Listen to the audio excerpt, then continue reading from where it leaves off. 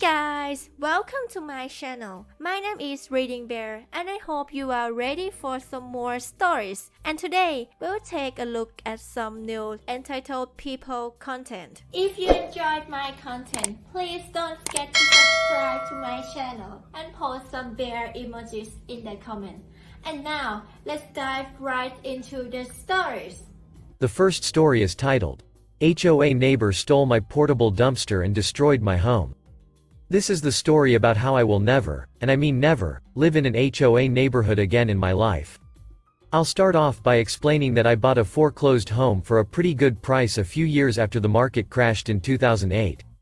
I thought it would be a good investment, but I was dead wrong. The issue with this foreclosed home is that I didn't realize, and neither did the inspector, that there was some neglect lurking behind the walls. The HOA had owned this home for quite some time before I bought it, and it was sort of obvious that it had been ignored for a while, but I didn't think much of it. So, a few months into living there, everything seems normal and commonplace. Until one day, it simply wasn't. Anyways, it was a Friday and I very inconveniently had left town that weekend for a wedding. When I got home that Sunday, I arrived to utter disaster. My neighbor met me outside. He's a nice guy and, believe it or not, saved my home from more damage when he had my water shut off. He noticed Saturday sometime that there was water pooling out from under my garage door, so he called to have the water shut off. This unfortunately was after he had called the HOA, but they wouldn't deal with it since it was the weekend, and essentially not their problem apparently. He said that he had asked for them to call me to inform me of what was happening, but they had refused. Assholes. The damages that were done to the home were pretty extreme. I had to have the floor and subfloor replaced on a majority of the main story, and not to mention the walls and baseboards that were ruined. All of my furniture was toast. I was barely able to salvage most of what I had on the main floor and the basement level below it. I'll admit I had a small mental breakdown that day. Apparently, what had happened was that the water heater and some other pipes burst on the second story, which was really the main level because of the way that my tri-level home was built. When the insurance company came to inspect the damages, the plumber noticed that there was some patchwork done to the water heater and some of the surrounding pipes, but it had been cleverly covered up. He even mentioned that he wasn't surprised no one, not even the inspector, noticed it. He then asked how long I'd lived there, and he said that he would assume it was done right before I bought the home. I was absolutely fuming at this point. The HOA had owned the house for years, and the insurance company's inspector and plumber both said that this was a patch that was performed recently. A shitty patch that was the exact reason why this disaster just happened. All in all, this flood cost almost $100,000 of damages. Talk about a panic attack. When I attempted to discuss the findings with the HOA at one of their meetings, they refused to take any responsibility for my home's damages whatsoever and said that if we had a proper inspection performed that it would have been found. The board leader even insinuated that I had done the patch and that I was only trying to blame them so that they would pay for the damages. I told that witch she could basically go fuck herself, and she had me removed from the meeting. Fast forward to the next week and I had several pieces of furniture and other items in the driveway. I was attempting to salvage some of my stuff and had it drying out in the sun. I had rented a temporary portable storage pod and rollaway mini dumpster as well. One day while I was working on things and had construction going on at my house, that same bitch walked up into my driveway, seeing me working in my garage. She didn't introduce herself or say anything friendly, but instead started right away asking me about why I had all of this stuff sitting in my driveway. I told her that it wasn't her business, plus she already knew why all of this stuff was in my damn driveway. She said that I was going to have to move the storage pod and that I needed to contact the HOA that day to get permission for the rollaway dumpster. Apparently, I was violating some rules or something. I politely said no and asked her to leave my property. Not even 24 hours later, there was the letter in the mail. I was literally waiting for it. Of course, it was her, the board leader, essentially repeating what she said to me in the driveway. Then there was a fine of $150 for not having permission for the dumpster or the storage unit. I threw that shit right in the trash. I received a letter and more fines nearly every day, but didn't really care because they couldn't take me to court until I hadn't paid their fines for 6 months. I also stopped paying their monthly dues because they can pound sand as far as I care.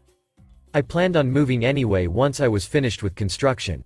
This place had left a bad taste in my mouth and I didn't want anything to do with it.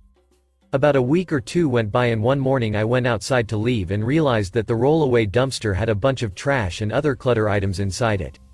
Like someone had just tossed their old shed of crap into the dumpster I'm paying for. I'll admit that I sort of expected this, but I was pretty annoyed because it took up a lot of the room that I had needed for the construction trash. Unfortunately, there wasn't anything I could do because I wasn't sure whose trash it was. I let it go and went on with my day. A few more days passed and I came out of my house to find the dumpster completely gone this time. I was confused because I hadn't called for it to be removed and ended up reaching out to the company to see if they had picked it up by mistake. They told me no and said that I should drive around to see if someone in my neighborhood had taken it. I asked them if this was even a thing that could happen, and they said that it happens more often than you'd think, especially with the smaller ones like what I had. So, I did as they suggested, and sure as hell I found that mini rollaway dumpster sitting in one of my neighbor's driveways. I knocked on their door and a middle-aged man answered in his pajamas. When I asked him about the dumpster, he didn't say much, but I could hear the voice of a familiar-sounding woman behind him. It was that damn board member bitch. I looked past him and could see, just barely, that they had some kind of construction going on in their kitchen. It looked unfinished. I walked over to the dumpster and lifted the lid. The man protested as I walked away from him. Inside it was some of my old, ruined furniture and then some cabinets from their kitchen on top. I took pictures of the dumpster in their driveway for evidence. Without saying anything else, I backed my truck up to the mini dumpster, hooked it up to my hitch and drove away with it. The woman had come out before I pulled off, yelling at me, and she even threw her cup of coffee at my car as I left. I was pissed at this point and decided, to hell with it, I'm going to sue these assholes now. And that's exactly what I did. I got myself the best lawyer I could find that was willing to deal with an HOA and sued the hell out of them. I proved with multiple different sources that they were responsible for the pipes and water heater bursting, ruining my home and furniture. Then I showed how they had stolen my rollaway dumpster as well. Thankfully, the court sided with me and awarded me a fair amount of money from the HOA in damages to my home. Then they even gave me extra for the board member stealing the dumpster, which I found quite amusing. The lady was pissed and yelled at me all the way out to my car until her husband dragged her away. I ended up fixing the place and selling it for quite a bit more than I'd purchased it for. Turned out to be a good investment after all, even though the HOA was a bunch of dicks. The next story is entitled Woman Decides That She Can Just Pick My Plants Out of My Garden That Is Fenced in. In front of me. In front of my house. A while back, in March, I made a post about how some entitled parents let their kids play in our cactus garden. I thought that would be my only garden-related incident, but lo and behold, apparently people think our fenced-in garden is land they can just do whatever they want on. Our block has many houses on it, and they all have iron black fences that are around 5 to 6 feet high with gates. Behind each fence most people have some plants or a little garden or a tree, you get the idea. It's clear these belong to each of the respective houses, as most people will also put their garbage cans or other stuff out there as well. In front of my family's house, we have a small cactus garden, and then we have some tall planters with some succulents in them, and then we have a little vegetable garden with some tomatoes, basil, etc. My grandmother is really into plants and it's given her stuff to do in this pandemic. My parents used to take care of it but let her take over. We've had the garden for a while. The two tall planters with the succulents are closest to the fence, so someone could stick their hand in and take plants out if they wanted to. I'm walking home, and I see a woman sticking her hands through the fence. I think she's taking our tomatoes, so I speed walk up to her and ask her what she is doing. Me. Hi, this is my garden, what are you doing? I'd appreciate it if you didn't take things out of my garden. Lady.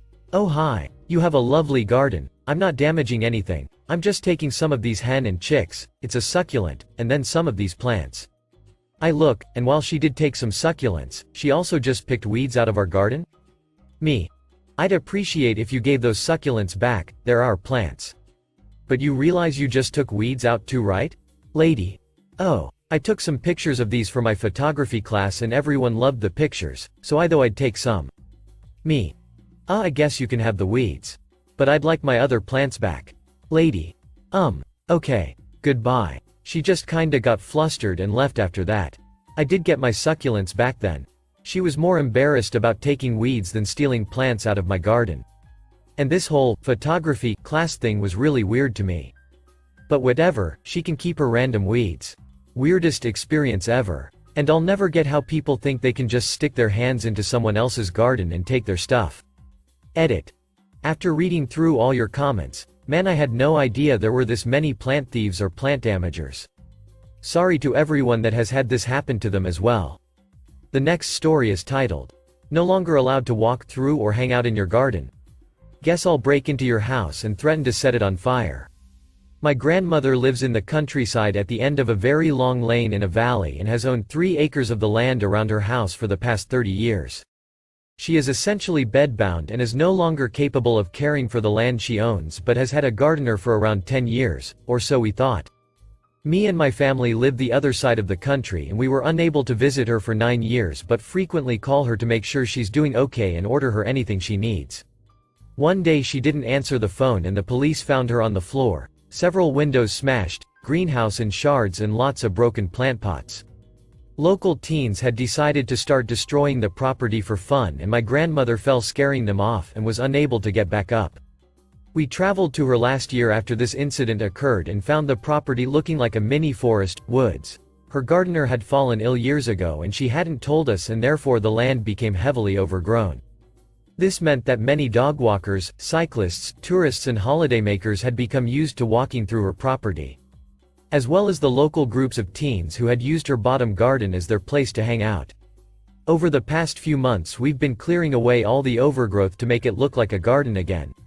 In this time many people have tried walking their usual routes to which we have said this is actually private property and the official footpath is a few hundred meters down the road. Some accepted this without problem. Others fought us with comments such as, but we have been walking this way for years, you don't have the right to tell us to leave, and tried to force their way past us. We were understanding as the land did look heavily overgrown but it is in fact private property and we needed to keep my grandmother safe. At night we had to call the police on an aggressive group of teens who had set a small campfire in her garden and wouldn't leave but due to a lack of a clear fence and signage they were let go almost immediately. Fair enough, so we set up a fence all the way around the property with signs and CCTV by the house to enforce the fact that the land was owned and people needed to keep out. 2 weeks later we found this fence had been pulled out of the ground completely in some places. The private property signs had been written on and partially set on fire. Lots of aggressive comments and bad language was written on them along with, "Your house is next." The night after we discovered this we caught a group of teens right up next to the house and my grandmother heard them debating how they were going to break in to see what they could steal. They were going to throw a garden chair through the conservatory window but my grandmother started screaming her head off at them which woke us up and scared them off.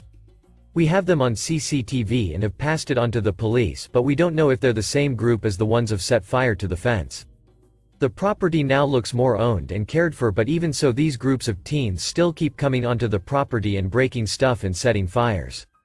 We are in the process of getting the CCTV set up so that it covers the whole property, not just the house so that we have the proof for the police but we are only able to stay at hers every other weekend or so because we all work and because of the distance progress is slow. I'm so scared that I'm going to get a phone call saying the house has been set on fire like they threatened or my grandmother has been hurt because of these entitled teens who think they can keep doing what they like on the property regardless of fences, signs and police involvement just because they've been hanging out there for years and my grandmother physically can't stop them and we can't be there for long enough periods of time to keep them off the property permanently. The last story is titled, Man Uses a Stranger's Garden Hose, Weirdness Ensues. Yes, this seriously happened to my in-laws today. My Phil came out to leave for work and found a man, about in his 60s, in an electric scooter using their front yard garden hose. To do what? Well, he said he needed it for a medical emergency. What was this emergency? Did he need water to take life-saving medication? Was he badly dehydrated and needed a drink? Nope. He needed the hose to clean himself. Because he shits his pants. My mill asked him to please leave, as he was blocking my FIL's car and he needed to leave for work. That's when the entitlement started and the man basically told her he didn't care if my Phil had to leave, he needed to finish his cleanup. I'm guessing he's homeless as he acted like he had nowhere else on the planet to do this. A neighbor ended up involved, asking him to please finish up and get off their property, and he proceeded to yell and curse at her. Through the course of the incident he used the words, motherduckers, retards, and a-holes. This coming from a man who just used someone's front yard hose without permission to clean himself. He eventually finished and left, but not without further berating my in-laws and the neighbor for making a big deal of things. He kept saying things like, "Oh great, now the whole neighborhood knows I shit myself," how he has a medical condition that leaves him with little to no bowel control, and how nobody was helping him. I guess he got his scooter somewhat stuck in the lawn and wanted help getting out. I don't know how my nearly 70-year-old 4 feet 11 inches Mill was supposed to be of any help, but he thought she should have. I also have no idea how exposed he was or how much of him my Mill saw, but it couldn't have been pretty. I've also seen the Ring camera video from up at the front door. You can see him roll up to the house and hear what he's saying, and everything they said happened checks out.